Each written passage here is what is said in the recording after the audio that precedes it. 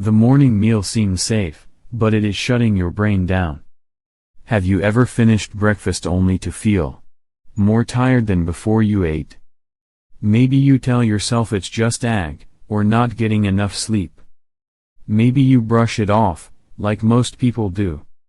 But pause for a moment. Isn't breakfast considered the golden meal to start an energetic day? Then why, after breakfast, do so many people feel foggy, want to lie down, unable to focus? As a brain specialist, I've heard hundreds of patients describe exactly this feeling. And then I started to ask myself, have we confused a habit with a biological brain reaction? Because if you force your brain to process food before it's fully awake, you might be shutting down the very regions of memory of control of emotion. I know that may sound exaggerated. Until I saw a brain scan of a 68-year-old patient, taken right after breakfast. The prefrontal cortex, the center of thinking and decision-making, was completely dark. Not a single sign of activity. As if someone had unplugged the control grid of a city just as the lights were about to turn on. But what truly made me stop wasn't the meal itself, but the way you wake up. And that's where we'll begin to rescue that part of the brain before it goes quiet every morning. You think you're awake, but your brain is still asleep. You wake up, open your eyes, stand up, wash your face, maybe talk, maybe smile. But that doesn't mean your brain is ready to function. In the first 30 minutes after opening your eyes, your brain is still in recovery mode, not operational mode. This is the time when the sympathetic and parasympathetic nervous systems are switching roles. And during that transition, everything you take in from information, to emotions, to food directly and powerfully impacts your brain's executive center. But unfortunately, most of us feed the brain the first thing it hasn't had time to process, food. I clearly remember one of my patients, and S. Robert, 67 years old, a former bus driver in New Jersey. He came in complaining of word loss, morning confusion, even forgetting familiar routes. Every time it happened, he blamed aging or said, "I must have eaten the wrong thing." But when I asked how he started his day, he replied, "I eat right away. I wake up at 6, go to the bathroom, then make coffee and eat immediately. Hot porridge. Toast. Can't go without it." I nodded. Then gently asked, "And how do you feel after eating?" He paused. Eyes distant. Then whispered, "It's strange. I feel heavy in the head. Don't want to drive. Don't want to turn on music. Just want to sit still." Neuroscience explains this very clearly. When you first wake up, your brain endocrine immune axis, known as the HPA axis, is still unstable. Glucose entering the body at this time triggers a sudden insulin spike, drawing blood to the digestive system and leaving the brain temporarily low on oxygen and nutrients. Especially in the frontal lobe, the region in charge of planning, alertness, and memory. Imagine this. You're trying to type commands into a computer that's just been powered on and hasn't even finished loading the operating system. What happens? It freezes. Runs slow. Doesn't respond. And your brain is the same, if you force it to process food while it's still trying to find itself after a long night. But what truly startled me wasn't just that mental fog, but seeing it unfold inside the brain's blood vessels where a seemingly healthy breakfast was silently tightening things from within. An early bite, a silent vascular squeeze. When I asked Mr. Robert again, this time from a different angle, "Do your fingers feel cold in the morning?" He nodded, then exhaled. "Yes. I thought it was the weather. But honestly, they're cold even indoors." And that's when I knew, eating too early wasn't just slowing down his brain's executive region, it was also constricting his blood vessels. Here's what most people don't expect: right after eating, the body prioritizes blood flow to the stomach for digestion. This leaves peripheral areas like the limbs and especially the prefrontal cortex, deprived of oxygen and nutrients.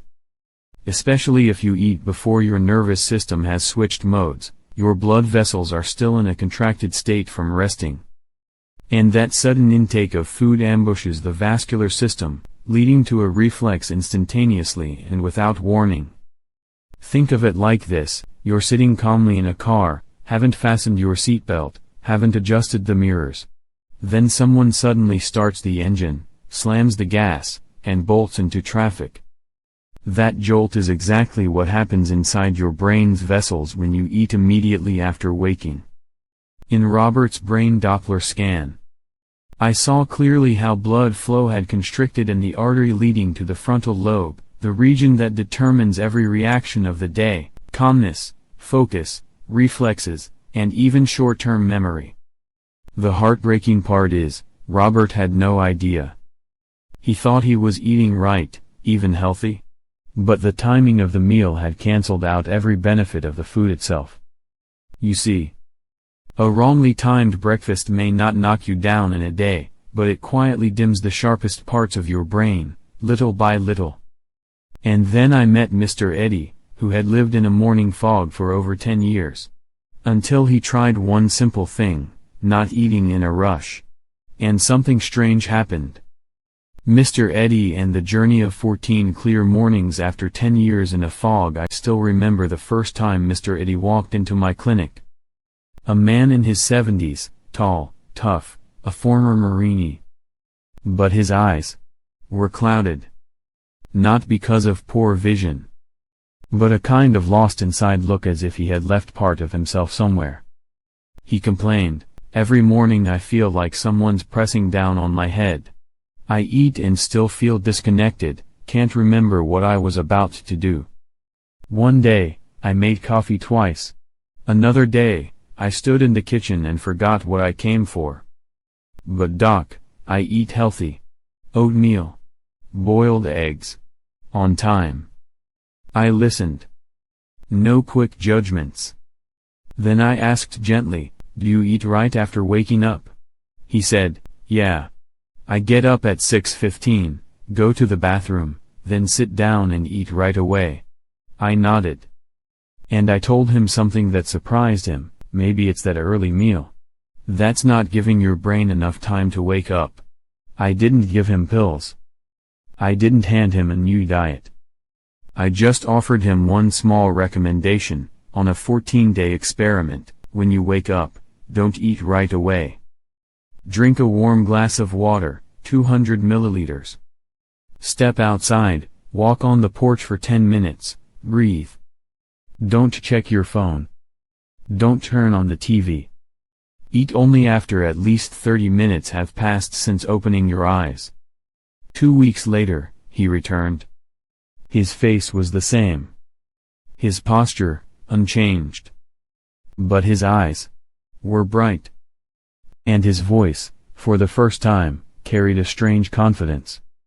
I remembered the name of an old song. A song I used to sing to my wife 30 years ago. I wrote out a grocery list and didn't forget a thing. And I realized, I haven't felt this clear in 10 years. I wasn't surprised. I was moved. Because I knew Mr. Eddie had just reclaimed something many believe is beyond recovery: morning clarity and the ability to reconnect with himself. It wasn't magic. It was brain physiology being respected in its natural rhythm. And the only thing he changed was delaying breakfast by 30 minutes, giving the brain time to warm up like the opening notes of a song. So what exactly happened in Mr. Eddie's brain during those 14 mornings? What specific things helped him switch back on like that? Let's break down the 3 simple actions he practiced minute by minute. 3 morning habits that restore the brain. Before you even eat breakfast. When I asked Mr. Eddie, after 14 mornings of not rushing to eat, what made him feel the most different, he didn't mention any food, nor did he talk about any medicine or vitamins. Instead, he spoke of 3 things, so simple they seemed too small to change a life. Yet they were exactly what brought back his clarity, his memory, and even the emotions he once thought were gone forever. The first was a warm glass of water. Right after waking up, he did nothing but slowly drink a warm glass of about 200 milliliters. Not cold. Not rushed. No ice. And he described the feeling as a thin stream, flowing gently down his throat, waking up something deep inside. Most people think drinking water is just to quench thirst. But in neuroscience, I know it's the way we help thin out the blood after a long night of stillness, and gently restart blood flow to the brain. I once told him, a warm glass of water in the morning isn't just water, it's the first hello you send to your brain. The second thing he did was take 5 minutes to breathe. No complex techniques. No apps. Just sitting still, eyes closed, and breathing slowly through the nose.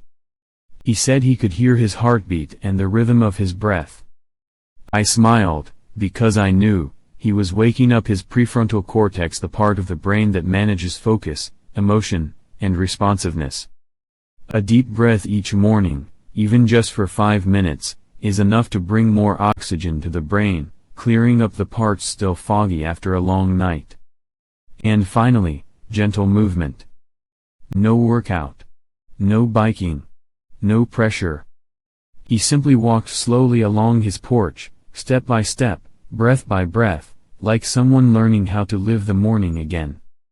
This kind of movement improves circulation, stimulates dopamine production, and most importantly, it wakes up the brain in the most natural way, quietly, gently. He said, "I've never felt this light in the morning. No coffee. No news. Just walking." People often think big things are needed to change a life. But for Mr. Eddie, just 3 small actions, drinking water, deep breathing, and gentle walking, transformed the frontal region of his brain, once stuck in a fog.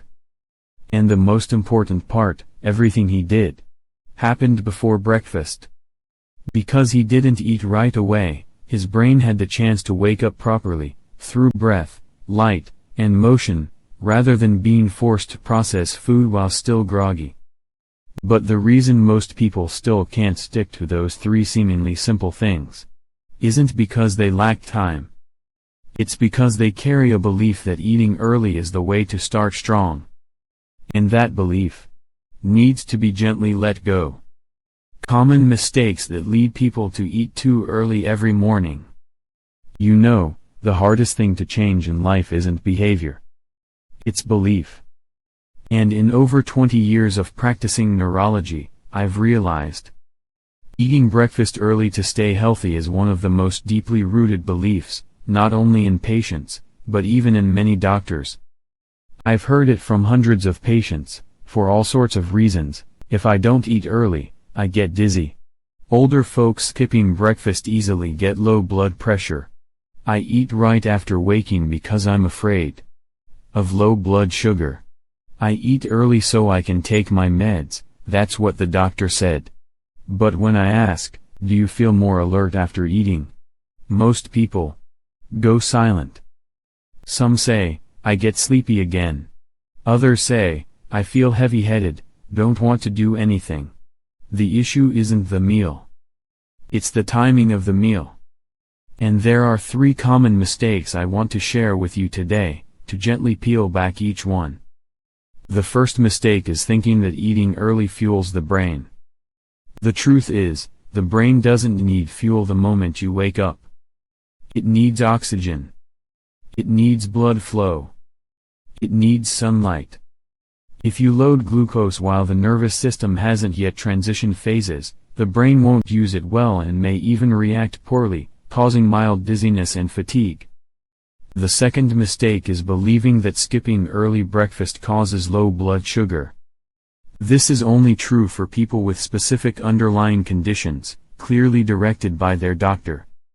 For most, the body has smart self-regulation mechanisms.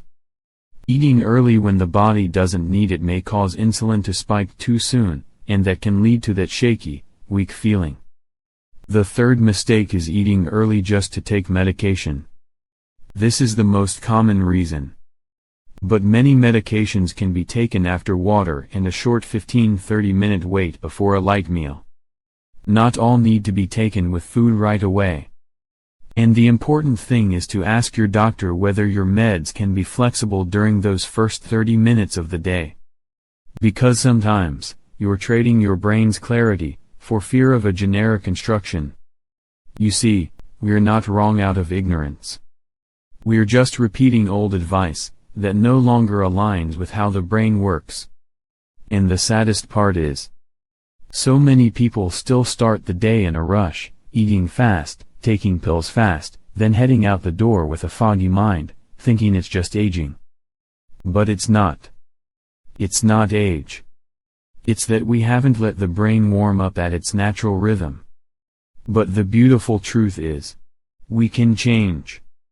All it takes is letting yourself begin the morning at a different pace, a gentler, slower rhythm. And that window is what neuroscience calls the 30 minutes that shape the brain's activity for the whole day. The brain's golden window in the first 30 minutes after waking up. Do you know the saddest thing I've ever heard from a patient? It wasn't, "I have had a headache all day." Nor was it, "I'm afraid of Alzheimer's." It was a light, but piercing sentence, "I don't remember what I did this morning. Every morning feels blurry. Like I'm not alive in the morning." Do you feel that too? Waking up and feeling like you're just repeating a set of habits without truly being awake to feel them? Open your eyes. Turn on the light. Eat. Drink. Groggy. Leave the house.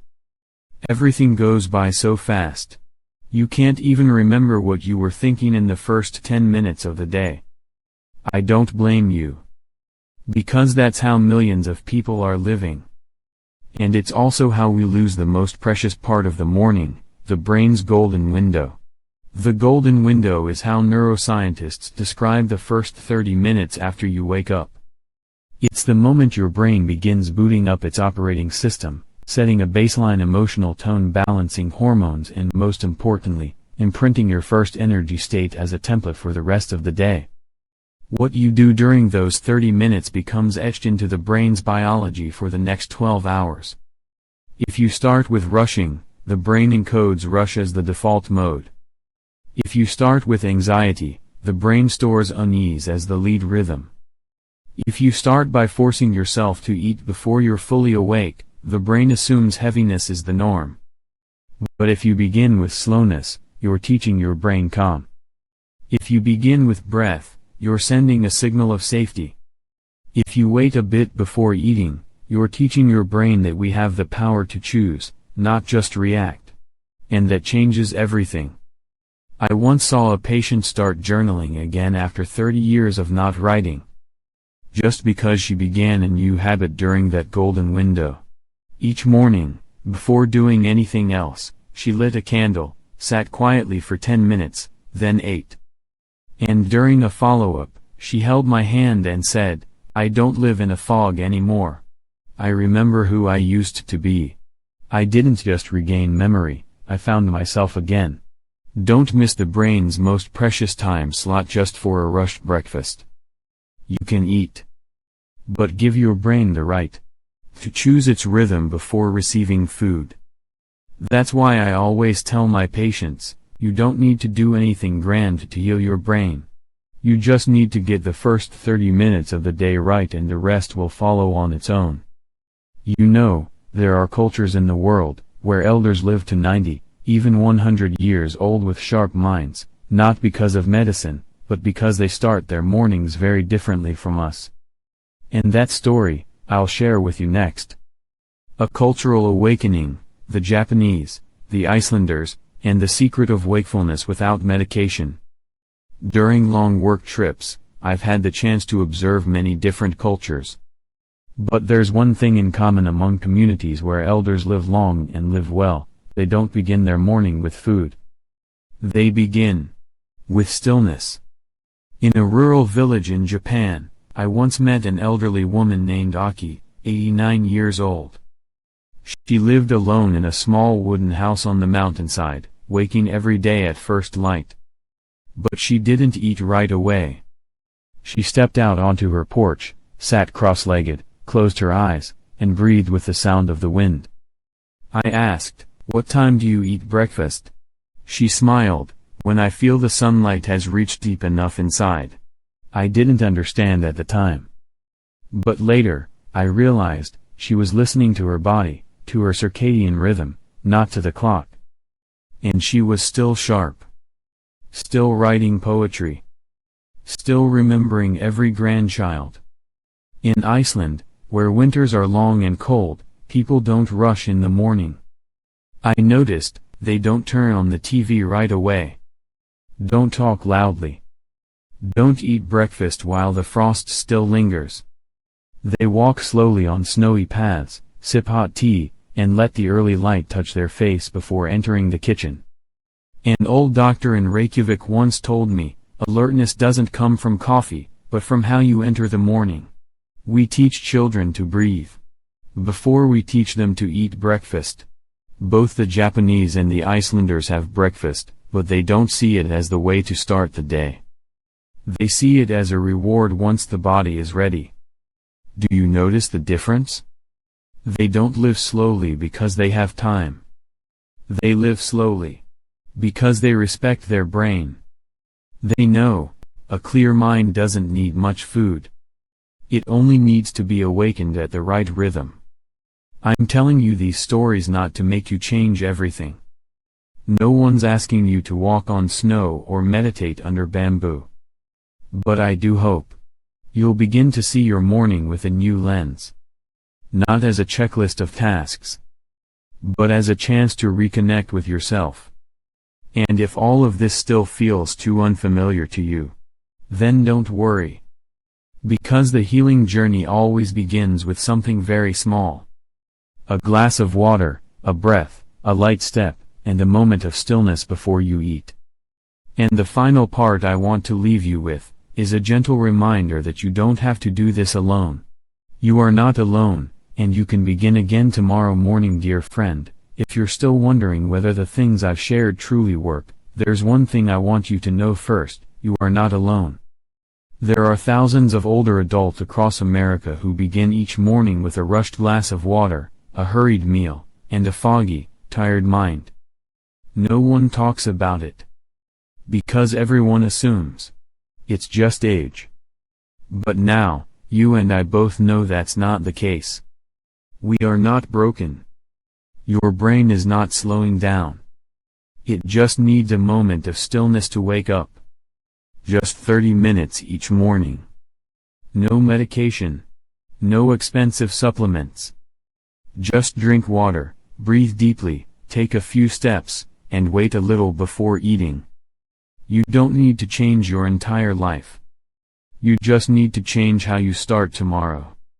And if anything I said today resonated with you, if you saw yourself in the stories I shared, I invite you from the bottom of my heart to try one slower morning.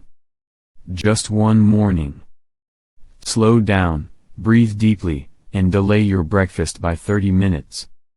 See what happens to your memory, your emotions, and your clarity. You deserve to live a conscious day. You deserve to wake up and feel truly alive. And most of all, you don't have to do it alone. Here on the Thrive 60 Plus channel, we don't just share knowledge. We practice small but profound changes together to help you live well, live joyfully, and live every day. If you've always eaten breakfast right after waking up, but today you're ready to try a different way of living, leave a comment with the word morning so I know you're starting your new journey and so others know they are not alone on this path. If you found this video helpful, click like to support healing content for older adults. Leave a comment with your thoughts or questions. I read them all. Share this video with a friend, a loved one, someone who might need a clearer morning.